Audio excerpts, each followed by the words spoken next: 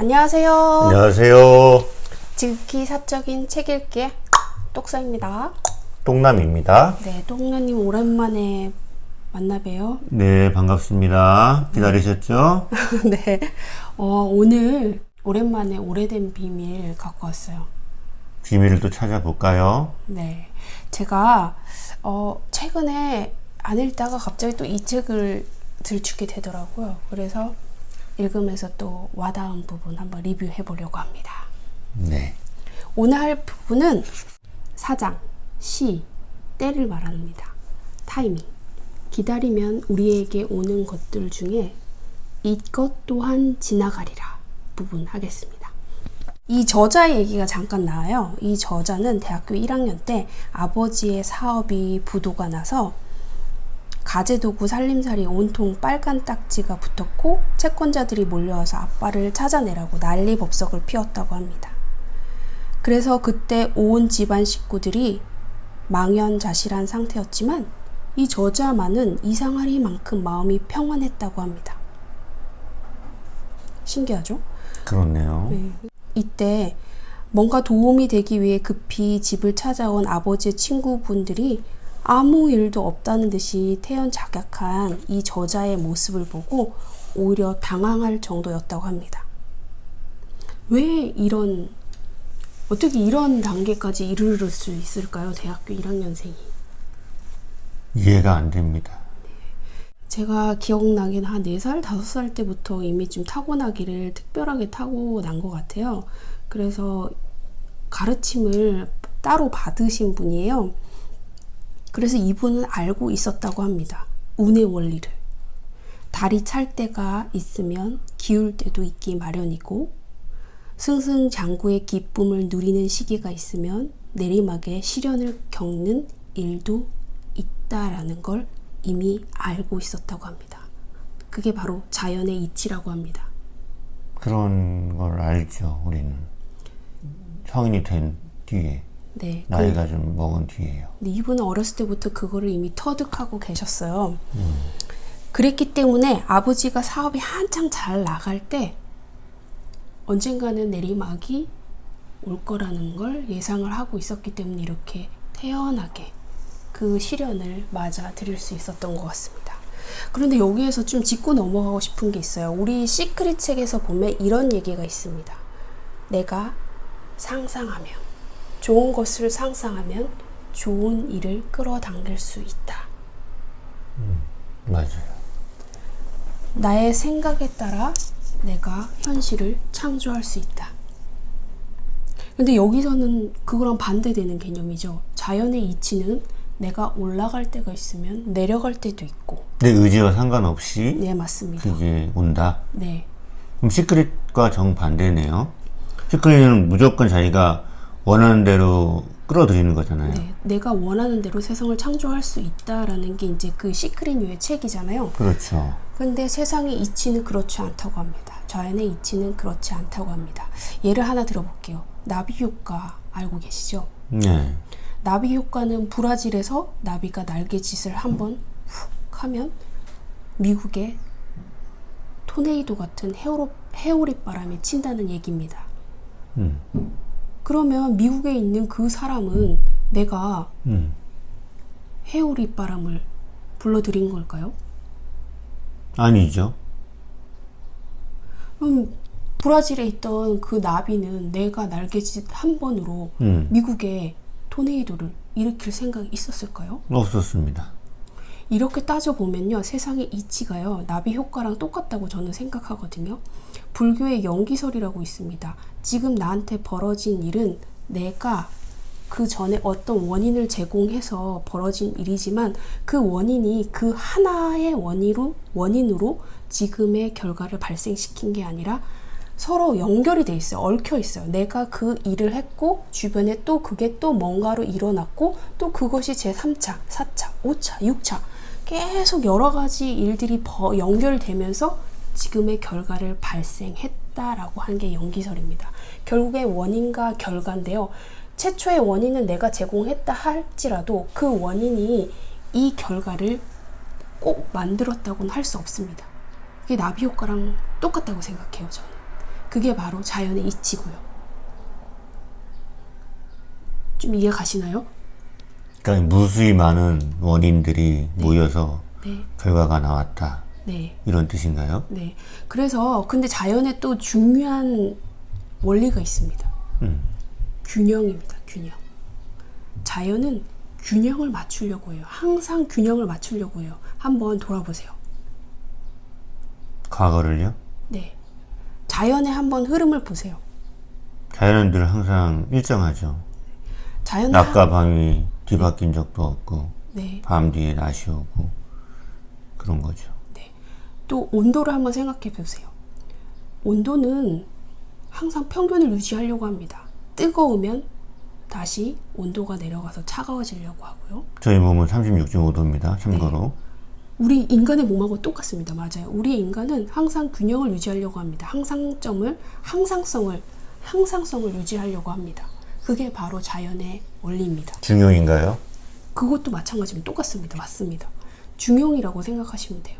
항상 균형을 맞추려고 해요. 그래서 내가 올라갈 때가 있으면 내려올 때도 있고 내려갈 때가 있으면 다시 올라갈 때도 있습니다. 이게 바로 자연의 이치입니다. 그래서 지금 내가 어려움에 처해 있다면요. 예를 들어 여기서 이렇게 얘기를 합니다. 사업에 실패했거나 지금 병을 앓고 있거나 이혼을 했거나 이별을 했거나 배신을 당했거나 경제적 어려움 등 여러 종류의 고비를 넘기면서 사는데 누구나 다 이런 삶을 한 번씩은 겪습니다. 그런데 자연의 이치처럼 좋을 때가 있으면 나쁠 때도 있는 것처럼 이 나쁜 시기를 겪을 때가 있습니다. 그런데 중요한 게 또 여기서 나옵니다. 그 나쁜 시기, 시련을 겪는 그 시기가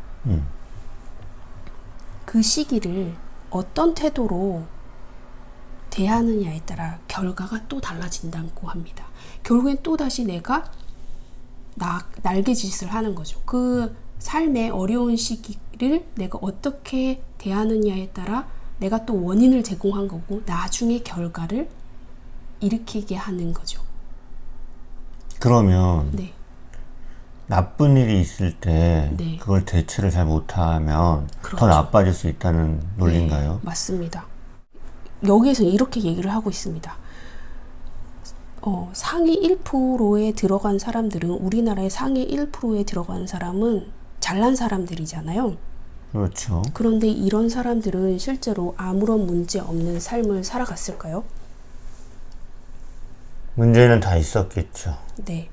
이런 사람들은 이분이 이제 고객들이 상위 1%에 들어가는 사람들을 상대로 데이터를 분석해서 통계를 냈는데요. 네.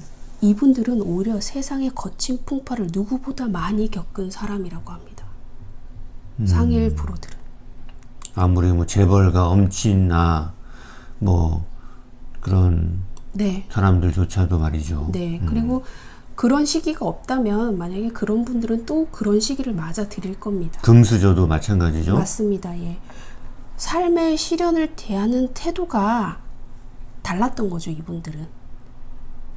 다른 사람들은 왜 나한테 이런 일이 벌어졌을까라고 절망에 빠졌는데 이 상위 1% 분들은 이 사건에서 얻어야 할 교훈은 뭐지? 라는 질문을 던지면서 거기서 뭔가를 배웠다고 합니다. 삶이 주는 고통에 집착하지 않고 그 고통이 주는 교훈에 눈을 돌렸다고 합니다. 상위 1%면 이제 뭐 경제적인 걸 얘기하겠죠. 보통 상위 1% 그러면 경제적인 걸 말하긴 하죠. 네. 그런데 계속하시죠. 네. 똥남님 네. 지금 어려운 시기를 겪고 있나요? 전 늘 어려웠던 것 같습니다. 왜 그럴까요? 대처를 못했나요? 늘 어려웠다고 말씀하시는데 네. 그러면 그런 어려움을 대하는 태도는 어땠나요? 어려움 속에서 그 희망을 보려고 하지 않고 왜 어려울까? 그 문제에만 매달렸던 것 같아요. 그 이면에 있는 희망을 보려고 하지 않았던 부분이 있었던 것 같습니다. 꼭 누구 탓을 하지 않았나요? 아, 누구 때문에 이렇게 내가 어려운 거야. 아, 그때 이렇게 했었더라면. 제 탓을 한 거죠. 자기 탓도 하고 남 탓도 하고 하셨죠. 그리고 항상 똑서 남편님 보면 제가 느끼는 건 되돌릴 수 없는 일을 네. 계속 그걸 곱씹더라고요. 이미 끝난 일을 갖다가. 왜냐면 다음에는 그런 실수를 반복하지 않기 위해서 네. 복귀하는 거죠. 그건 좋습니다. 네네. 그러면 삶에 네. 그런 삶을 통해서 뭔가를 그렇죠. 배운다는 건 좋은 거죠. 음. 그런데 여기서 또 하나 드리고 싶은 말씀이 있습니다. 네. 아까 분명히 뭐 자기의 삶은 항상 어려웠다라고 말씀을 하셨는데요. 내 속에 제가 너무 많았던 것 같습니다. 지금도 그렇고요. 네. 그 어려움이 많았던 이유는 아까 말씀드렸다시피 균형점을 맞춘다 그랬잖아요. 똑서 남편님의 균형은 항상 어려움이라는 균형에 있는 거예요. 그러면 제 생각에는 기쁨과 슬픔의 그 중간치가 균형점이라고 치면 그 균형을 약간 상위로 올리는 삶의 태도가 필요한데, 똑서 남편님은 항상 이 슬픔 쪽에 크기 때문에 아무리 기쁨이 올라가도 슬픔이 크기 때문에 자꾸 슬픔 쪽으로 평균치가 내려가는 거죠. 어렵다라고 생각하시는 그 삶의 태도, 그거를 조금 더 높일 수 있는 방법은, 어차피 삶이 주는 나의 경험은 내가 바꿀 수는 없잖아요. 선택은 내가 했어요. 그런 선택, 그 선택에서 주는 나의 그 삶의 경험을 내가 바꿀 수는 없잖아요. 그렇죠. 왜 이렇게 소리 지르세요? 그럴 경우에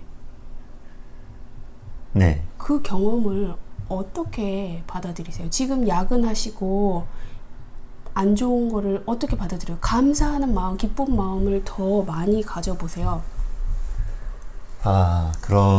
이론적으로는 그렇습니다. 그렇지만 몸이 지치고 이렇게 스트레스를 받으면 이 사람이 다운이 되죠. 네. 그래서 안마 의자를 자꾸 조여하게 되고 그런 거죠. 뭐 이론은 알고 있습니다. 감사해라, 네. 기뻐해라, 가진 것을 만족하고 해라. 근데 잘 안 되죠. 그럼 어떻게 하면 될까요? 유대인의 지에서 미드라시에서 나오는 다윗 왕과 솔로몬 왕자에 대한 이야기가 나옵니다. 다 아는 내용입니다. 어느 날 다윗 왕이 궁중 세공인에게 자신을 위한 반지를 만들 것을 명령했습니다. 나를 위해 아름다운 반지를 만들어라. 그 반지에는 내가 큰 승리를 거두었을 때 자만심을 억누르고 또 절망에 빠졌을 때 용기를 줄 수 있는 글귀를 새겨 넣어라. 그러자 솔로몬 왕자가 그 반지에 새길 글귀를 세공인에게 알려주었다고 합니다. 그것은 바로 이 또한 지나가리라. 네, 이 말이라고 생각합니다. 이 말이었다고 합니다. 똑서 남편님, 네. 지금 어려운 시기 이 또한 지나가리라. 오늘 아침에 제가 네, 정말 열심히 청소를 했습니다. 네. 딸내미 방을 제가 항상 청소를 합니다. 언제까지 이 청소를 할까요? 이 또한 지나갈까요? 얼마 안 남았습니다. 매니큐어가 방바닥에 굴러다니고 네, 슬라임 쪼가리들이 막 굴러다니는 거 언제까지 봐야 되나요? 그 또한 지나갑니다. 지금 이 말에 희망을 얻습니다. 물론 저희가 딸을 교육을 잘 시켜야겠지만 딸도 한때입니다. 우리 보세요. 저것도 매니큐 칠하고 슬라임 갖고 노는 것도 2, 3년입니다. 앞으로. 그리고 엄마 아빠랑 그럴까요? 놀아주지도 않습니다. 이제 친구들이랑 놀고 말도 안 하고 방문 칵칵 닫고. 감사하십시오. 이 또한 지나가리라. 딸이 마음에 새기고. 그리고 또 이렇게 생각해 볼 수도 있지 않을까요? 뭐요? 딸이 없다면 그런 치울 일이 생길까요? 안 치면 좋죠. 딸이 없으면 좋겠다는 말씀이신가요? 그건 아니고요. 그건 아니지만 치울 일이 없겠죠. 그러면 선택을 하시면 어떤 걸 선택하시겠어요? 딸이 있어서 방을 청소하는 것과 딸이 아예 없어서 그냥 혼자 편안하게 사는 거. 아, 그렇게 생각하니까 또 자명해지네요. 네. 예, 죄송합니다.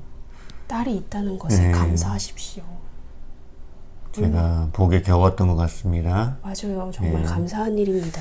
생각을 바꾸면, 삶의 태도를 바꾸면 지금 현재의 발상의 전환. 이게 생각을 한쪽만 계속 집착할 필요는 없고 해서도 안 될 것 같습니다. 네.